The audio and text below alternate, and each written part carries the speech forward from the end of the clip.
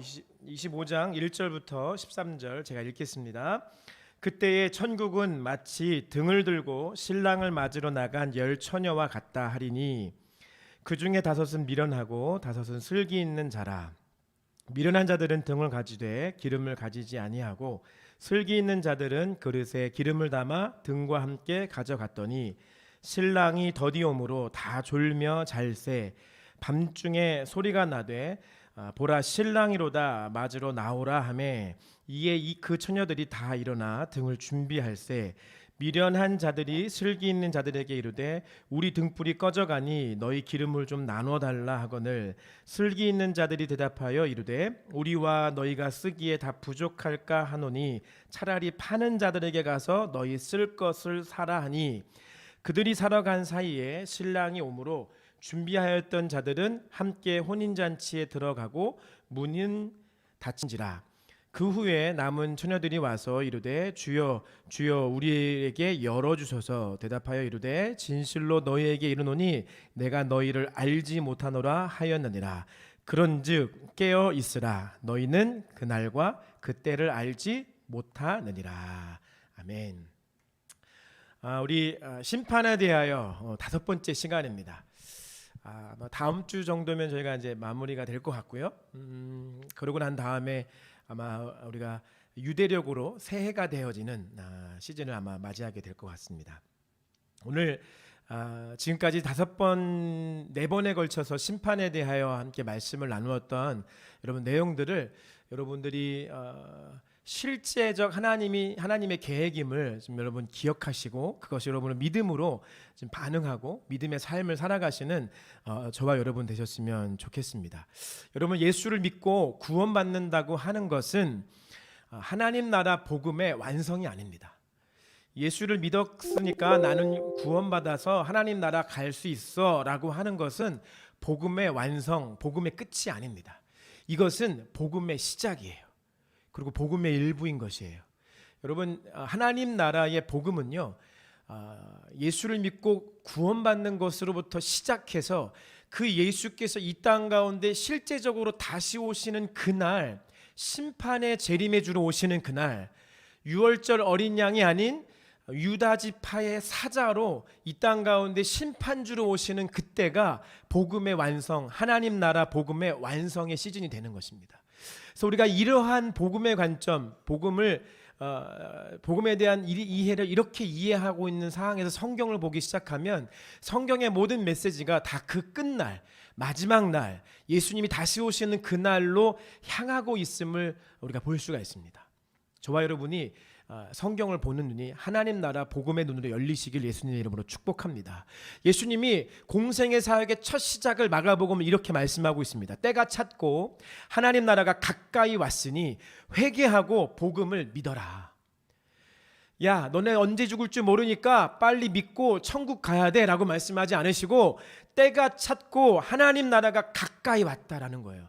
하나님 나라의 복음은 우리가 죽어서 가는 복음이 아니라 하나님 나라의 복음은 그 하나님 나라가 이 땅 가운데 임하는 복음입니다. 그렇기 때문에 그때가 언제인지를 우리가 잘 알지 못하기 때문에 우리는 그때를 준비하고 또 준비해야 되는 것입니다. 그래서 우리가 예수님께서 말씀하시는 거예요. 아직 그 하나님 나라에 대한 복음에 대한 믿음이 없는 자들은 정신 차리고 회개하고 하나님 나라의 복음을 믿고 믿음의 삶을 살라고 주님께서 말씀하고 계신 것입니다. 그래서 그 하나님 나라는 실제적으로 이 땅 가운데 임하게 될 것입니다. 예수님 안에서 하늘에 있는 것이나 이 땅에 있는 것이 다 통일될 것입니다. 그래서 하늘에 있는 예루살렘과 이 땅에 있는 예루살렘이 예수님이 이 땅 가운데 오시는 그날 실제적 통일이 있는 날이 되게 될 것입니다.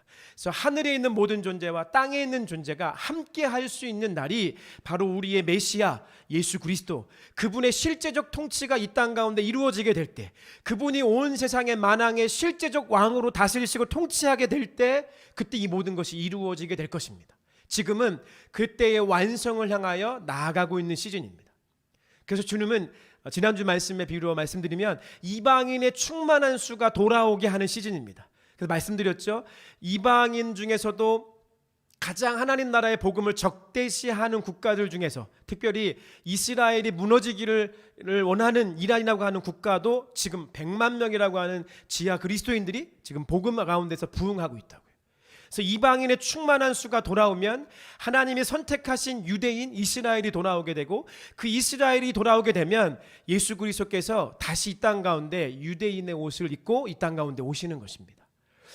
여러분, 저에게 왜 유대인들, 왜 이스라엘을 위해서 기도해야 돼요? 왜 그들을 위해서 우리가 이렇게 마음을 쏟아야 돼요? 라고 말하신다고 한다면 이렇게 생각해 보세요. 저와 여러분이 믿고 있는 메시아, 저와 여러분이 믿고 있는 예수님, 그분이 누구시죠? 그분은 유대인이십니다. 우리가 믿고 있고 우리가 사랑하는 그 예수님이 유대인이라고요. 여러분, 이스라엘 유대인 못 사랑할 것 같으면 예수님이라도 좀 사랑하셔야죠. 예수님을 사랑하는 것이 곧 유대인을 사랑하는 차원의 일도 된다는 것입니다.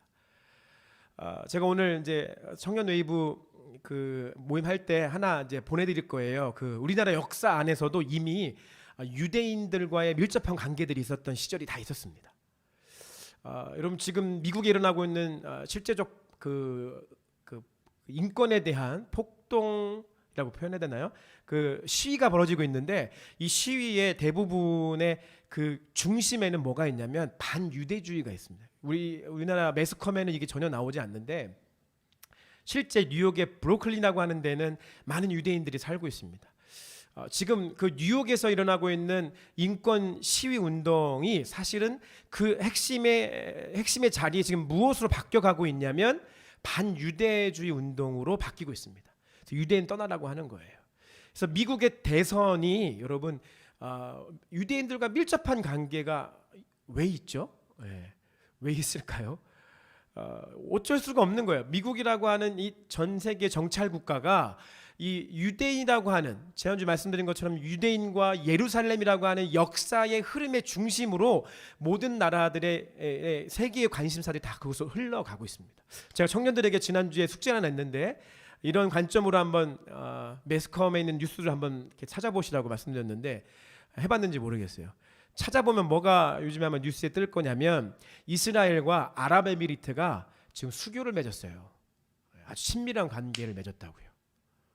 정치적 전략관계, 경제적 전략관계를 맺었다고도 볼 수 있지만 이것이 우리가 복음의 눈으로 다시 한번 바라보기 시작하면 지금 세계는 그런 흐름으로 가고 있어요. 한쪽에서는 반유대주의, 한쪽에서는 친유대주의로 흘러가고 있어요. 그래서 유대인들을 반대하는 히틀러의 무리와 또 옛 구소련의 무리들과 지금도 반유대주의적 정책을 피고 있는 사람들의 무리들과 유대인들을 사랑하고 예루살렘을 사랑하고 그들의 오심이 곧 메시아의 오심을 기다리고 준비하는 시즌으로 바라보는 사람들의 무리가 있어요. 그런 두 흐름으로 가고 있습니다. 심지어 중동에 있는 국가와 이스라엘이 지금 친교, 수교를 맺고 있는 시즌입니다. 한쪽에서는 반대, 한쪽에서는 친밀감으로 나아가고 있다는 것입니다. 여러분, 교회는 어떨까요? 교회도 마찬가지입니다. 이 세상에 적그리스도의 출현, 멸망에 가증한 것은 적그리스도인데 그 적그리스도는 예수님을 싫어하는 사람이에요. 예수님을 너무 헤이트해요. 예수님 너무 미워. 예수님이 싫은 거예요. 그래서 교회도 싫은 거예요. 전 세계의 흐름은 그렇게 가요. 이러한 역사의 시각을 여러분이 좀 가지시고 좀 우리의 삶의 이런 일부분들을, 실제적 부분들을 여러분들이 좀 바라볼 수 있는 눈이 저와 여러분에게 열리기를 예수님의 이름으로 축복합니다. 그렇게 될 때 우리의 기도가 바뀌게 되는 거예요. 그렇게 우리가 그런 눈을 가지고 시작할 때, 세상을 바라보고 열방을 바라보기 시작할 때 우리의 기도는 진정 예수님이 우리에게 가르쳐 주신 기도로 바뀌게 되는 것입니다. 아버지여, 아버지의 이름이 거룩히 여김을 받으시오며 하나님의 나라가 이 땅 가운데 임하기를, 나라가 임하시오며로 기도가 바뀌게 되는 것입니다. 그래서 이러한 눈과 이러한 깊이를 이해하는 자들이 예수님이 가르쳐 주신 기도를 이해할 수 있는 것입니다. 우리가 주문 외우듯이 주기도문을 외우는 것이 아니라 예수님이 말씀하시고 가르쳐 주신 그 기도 안에는 놀라운 비밀들이 있는 거예요. 하나님 나라의 복음이 담겨져 있는 거예요. 하나님 나라 그 킹덤이 이 땅 가운데 오는 것입니다. 나라가 임하시오며 너희들은 그렇게 기도해라. 하나님 나라가 이 땅 가운데 임하는 그때가 심판의 때이고 그때가 복음의 완성의 때이다. 그때로 향하여 우리는 나아가고 있다라고 주님께서 끊임없이 우리에게 기도로도 가르쳐 주시고 계신 것입니다. 전 여러분이 그렇게 기도하시는 여러분 되시길 예수님의 이름으로 축복합니다. 예수님이 이 마지막 세대에 대해서 노아의 때와 같다라고 말씀하셨다고 해요. 말씀하셨습니다. 우리는 노아의 때를 살고 있는 것입니다. 여러분, 노아는 하나님의 계획을 구체적으로 알지를 못했습니다. 하나님의 계획을 구체적으로 아는 것이 없었어요. 그럼에도 불구하고 노아는 두 가지를 확신했습니다. 첫 번째 확신은 나와 나의 가정은 구원받을 것이다. 그 노아가 가졌던 확신입니다. 확신. 저는 이 확신이 저와 여러분의 확신 되시길 예수님의 이름으로 축복합니다. 홍정표 목사와 홍정표 목사의 가정은 구원받을 것입니다. 제가 믿는 이 마지막 때의 확신입니다. 여러분 이런 확신 가지고 계십니까? 노아는 구체적으로 하나님의 심판의 계획을 다 알지 못했지만 그가 그러한 확신을 가지고 계셨습니다. 여러분 이 확신으로 살아가시길 축복합니다. 두 번째 노아가 가졌던 확신은 뭐냐면 내가 이러한 사실을 사람들에게 전하면 그들이 이 메시지를 듣고 그들의 마음을 돌이켜서 순종하면 그들도 구원받을 것이다 라고 하는 확신이 있었습니다. 그래서 노아는 전도자였습니다. 잘 알지 못하지만 노아는 전도자였어요. 그런 확신으로 사람들에게 하나님 나라의 복음을 전했던 전도자였습니다. 저는 여러분이 이러한 확신으로 살아가시길 예수님의 이름으로 축복합니다. 노아는 정말 하나님의 계획의 구체적인 사실들을 너무나 몰랐습니다. 제가 성경을 다시 한번 확인해 보니까 이렇더라고요. 그때는 비가 없었을 때 오히려 성경의 창세기 말씀의 표현은 땅에서 미스트가 올라오는 시절이었어요. 땅에서 수증기가 올라오는 시절, 하늘에서 물이 떨어지는 것이 아니라 땅에서 물이 증발하는 시절이었는데 하나님께서 말씀하시기를 홍수가 뭔지를 모르는 자에게 하늘에서 홍수가 내릴 것이다 라고 하는 얘기를 하셨던 거예요. 전혀 알 수가 없는 것이죠. 전혀 그것에 대한 이해를 할 수가 없는 것이었죠. 그러나 노아는 두 가지 확신을 가졌고 또한 두 가지 구체적인 사실에 대해서 하나님의 계획에 대해서 완벽하게 깨닫고 있었습니다. 첫 번째 노아가 분명하게 깨달은 것은 그 심판의 때는 온다는 것입니다. 노아가 명확하게 깨닫고 명확하게 알고 있었던 핵심의 하나님의 계획은 그때는 온다입니다. 언제인지는 모르지만 그때와 그 시기는 모르지만 그때는 온다입니다. 온다. 두 번째 노아가 알고 있었던 하나님의 계획은 뭐냐면 나와 나의 가족은 하나님이 정해놓으신 그때가 오는 것을 준비해야 되는 부르심과 사명이 있다는 것을 알고 있었습니다. 노아는 두 가지 확신이 있었어요. 그리고 노아는 두 가지를 명확히 하나님 계획을 깨달았어요. 두 가지 깨달은 것, 첫 번째, 그때는 반드시 온다. 그리고 그때 나와 나의 가정은 그날을 위해서 준비해야 되는 부르심과 사명이 있다라고 하는 것을 알고 있었습니다. 그래서 주님이 이 세대를 향하여 노아의 때와 같다라고 우리에게 말씀하시는 것입니다. 아니, 오히려 우리는 노아 때보다도 더 많은 정보를 성경을 통해서 알 수가 있는 시대를 살고 있습니다. 그리고 그때에 가장 근접한 시기를 살고 있어요. 얼마나 이게 환상적인 얘기예요. 2000년 전에 제자들이 12제자들이 예수님과 함께 동거동락하면서 예수님을 눈으로 보고 예수님을 손으로 만진바되고 예수님의 음성을 귀로 들었어요. 여러분 이거 믿으세요? 이거 믿으시냐고요? 여러분 2000년 전에 그들이 초림의 예수님이 그들이 누렸던 실제적으로 경험했던 그 예수님을 믿는다고 한다면 우리가 믿어야 되는 예수님은 또 어떤 예수님이냐면 재림의 예수님도 우리가 실제적으로 그 예수님을 만나고 우리의 눈으로 보고 우리의 귀로 듣고 우리의 손으로 만진받을 수 있다라는 것입니다. 실제라는 것입니다. 그때는 옵니다. 그때의 그 오는 그날을 위해서 저와 여러분들을 주님은 부르시고 사명을 주시고 사역을 하게 하시는 것입니다. 오늘 우리가 읽었던 본문의 말씀 마태복음 25장은 24장에서부터 출발하여서 계속해서 연속적으로 이루어지고 있는 말씀입니다. 25장 모르는 분이 아마 거의 없을 거예요. 주일학교 출신이라고 한다면 열처녀의 비유 다 아시죠? 열처녀. 5 슬기로운 처녀와 5 미련한 처녀에 대한 말씀입니다. 25장 1절은 예수님께서 이렇게 명확하게 말씀하십니다. 그때에라고. 그때는 언제냐면 24장 3절 말씀에 제자들이 예수님께 물었습니다. 어느 때에 이러한 일이 있겠습니까? 라고 물었을 때에 그 어느 때에 대한 대답의 시즌입니다. 그 연속선상에 있는 거예요. 어느 때입니까? 그때에, 마지막 때에, 내가 다가오는 그 심판의 때에, 내가 다시 재림의 순간에 오고 있는 그때에 주님께서 말씀하시는 거예요. 천국은 마치 등을 들고 신랑을 맞으러 나간 열 처녀와 같도다. 천국, 하나님 나라죠.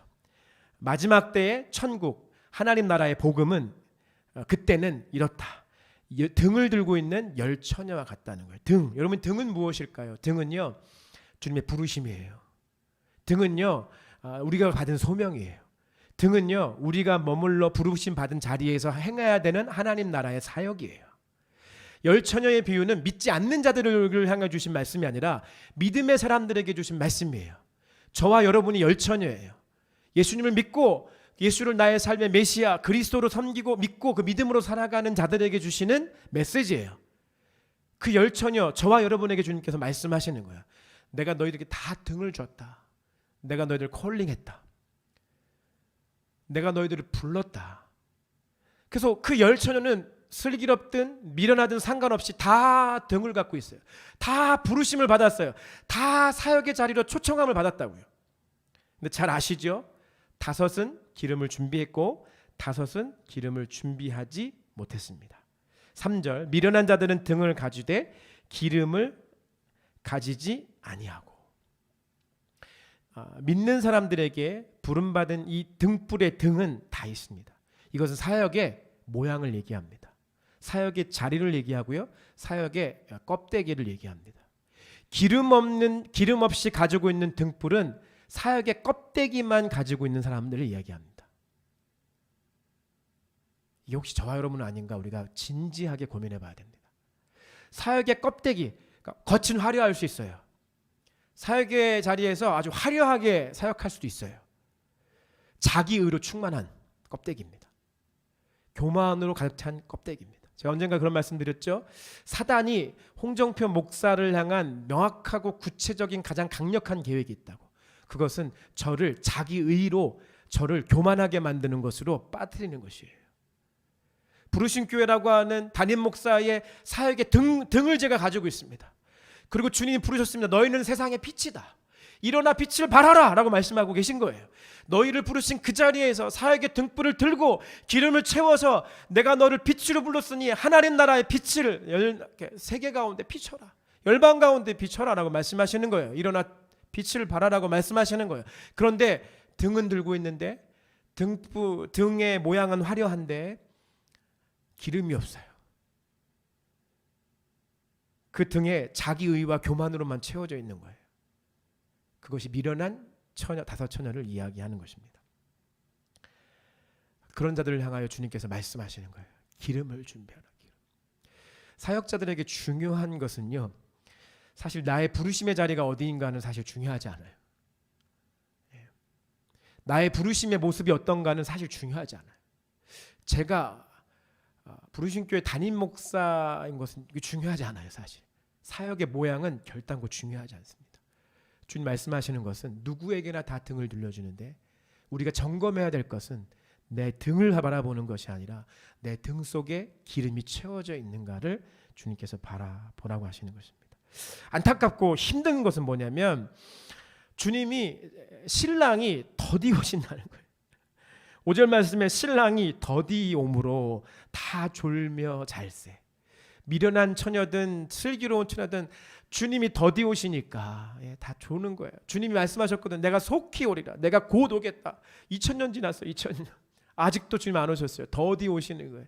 근데 여러분 분명한 것은 베드로후서를 통해서 말씀하시는 것이 1000년이 하루 같고 하루가 1000년 같다. 하나님의 카이로스의 타임과 우리가 가지고 있는 이 땅의 크로노스의 타임은 다른 것이죠. 하나님의 시간으로 따져보면 지금 이틀밖에 안 지난 거예요. 그러니까 주님은 속히 오실 거예요. 곧. 그리고 정말 그 끝을 달리고 있어요. 근데 신랑이 더디 오므로 이게 우리의 일상의 삶이에요. 그래서 열처녀 슬기롭든 지혜롭든 다 졸며 졸 수 있다는 거예요. 다 잘 수 있다는 거예요. 그때 다 졸 수 있는데 우리가 기억해야 되는 것은 밤중에 6절 말씀에 밤중에 주님의 재림의 때는 가장 어두운 때입니다.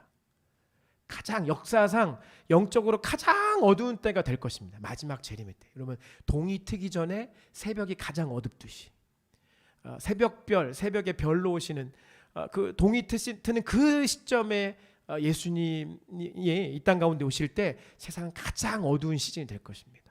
가장 교회를 싫어하는 시즌, 예수님을 싫어하는 시즌이 될 것입니다. 그런데 그 밤중에 소리가 나는 거예요. 어떤 소리가 나냐면 보라 신랑이로다 맞으러 나오라라고 말씀하는 거예요. 저는 여기서 이 열처녀만 생각하지 말고 이 말을 하는 사람을 좀 바라봤으면 좋겠어요. 이 말은 어떤 이제 믿음의 사람들은 이것을 이제 믿음의 선두주자들이다 이렇게 얘기하는데 정말 깨어서 정말 주님만 막 모든 삶의 모든 포커스가 24시간의 모든 막 전 시간의 포커스를 주님 다시 오심, 주님 오심에 대해서 예비하고 기다리는 사람들을 얘기하는 것 같아요. 그런 사람들은 신랑이 더디 오더라도 깨어 있는 거죠.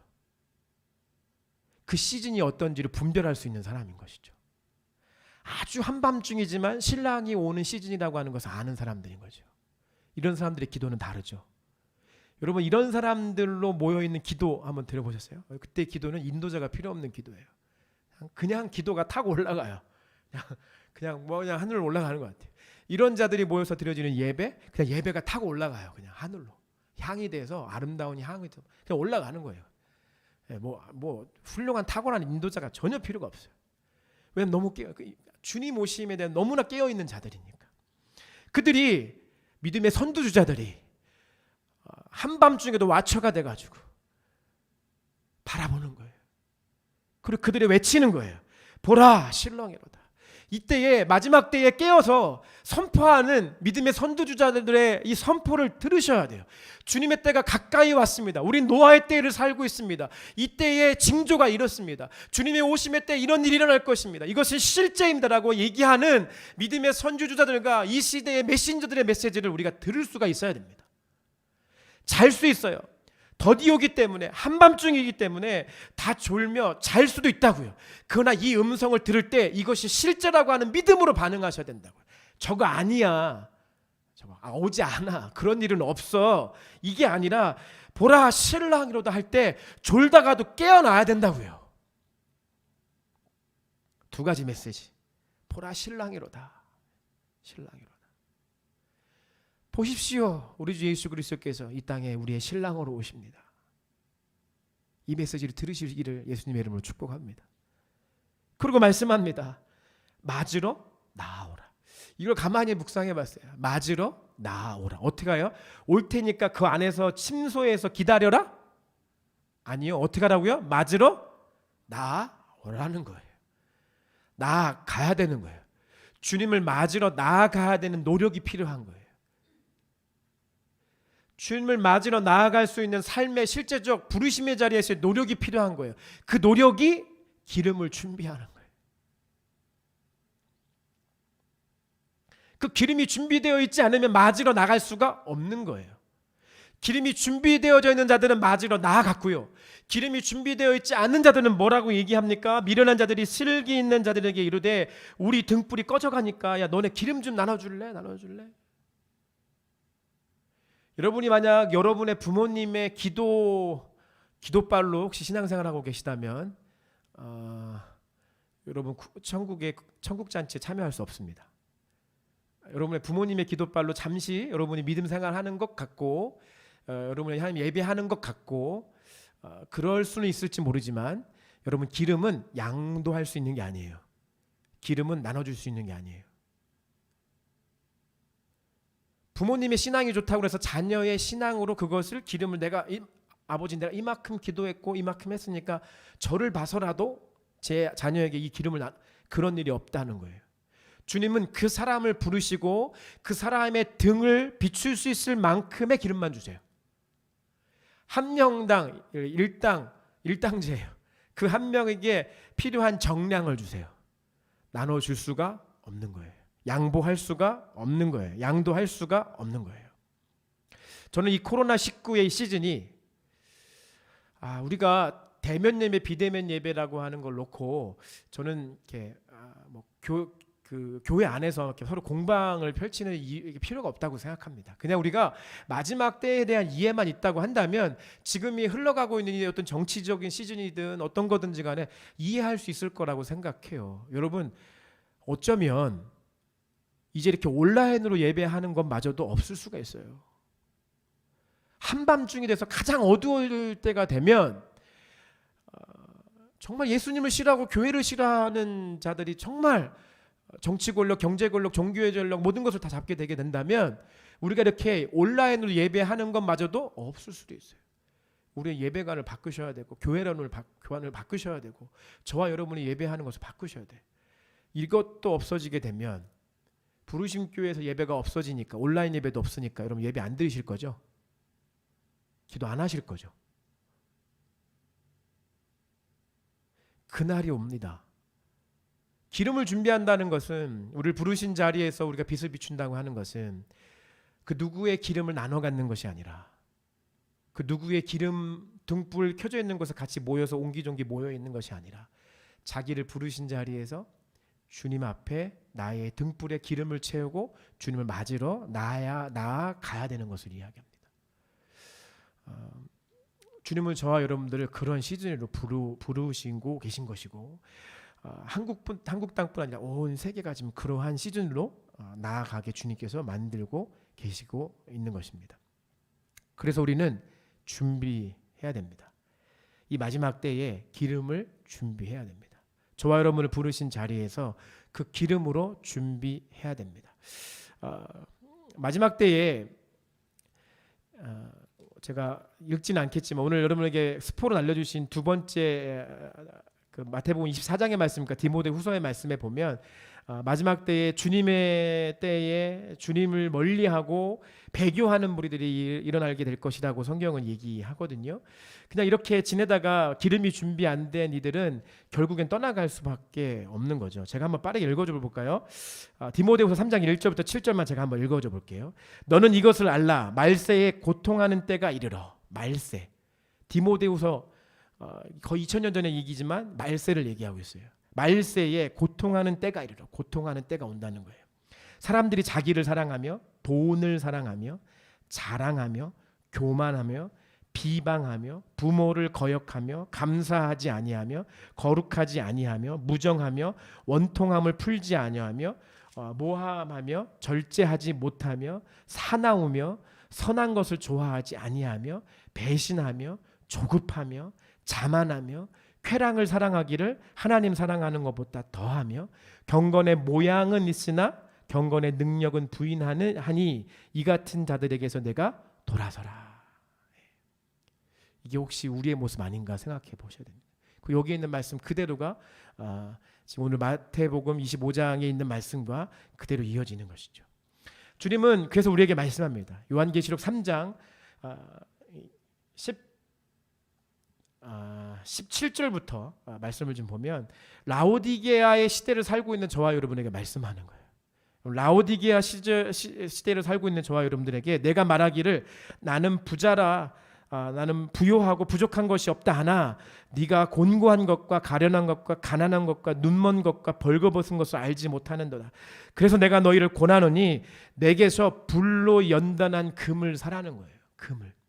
오늘 마태복음 25장의 말씀에 보면 이 미련한 처녀들이 어떻게 해요? 기름 좀 달라고 하니까 나눠줄 수 없는 거예요. 양보할 수 없는 거예요. 양도할 수 없는 거예요. 뭐라고 얘기해요? 가서 사오라는 거예요. 여러분 기름은요 우리의 삶의 대가를 지불하여 사는 것이에요. 우리의 삶의 대가를 지불해서 사는 것이 기름이라고요. 그래서 라오디게아 시대를 살고 있는 에게 말씀하잖아요. 내게서 불로 연단한 금을 사라는 거예요. 삶을 들여서 연단한 금을 사서 부유하게 하고 연단이 필요합니다. 예배의 훈련이 필요하고요. 기도의 훈련이 필요하고요. 말씀의 훈련이 필요합니다. 여러분이 주일학교 때부터 교회 다녔던 그 교회의 문턱을 오갔던 그 연한이 저와 여러분의 기름을 책임져 주지 않습니다. 우리의 삶을 들여 실제적으로 사야 되는 것입니다. 흰옷을 사서 입어 벌거벗은 수치를 보이지 않게 하고 안약을 사서 눈에 발라 보게 하라. 너희들의 눈이 멀어진 눈을 보게 해라. 그리고 19절에 말합니다. 물은 내가 사랑하는 자를 책망하여 징계하노니 그러므로 내가 열심을 내라. 회개하라.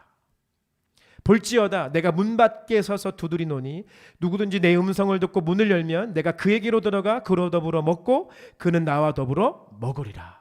사실 제가 굉장히 좋아하는 말씀이거든요. 요한복음 요한계시록 3장 그 20절 말씀은 너무나 중요한 말씀입니다. 이것은 믿음의 사람들에게 하시는 말씀이에요. 볼지어다 내가 문 밖에 서서 두드리노니 누구든지 내 음성을 듣고 문을 열면 내가 그에게로 들어가 그와 더불어 먹고 그는 나와 더불어 먹으리라.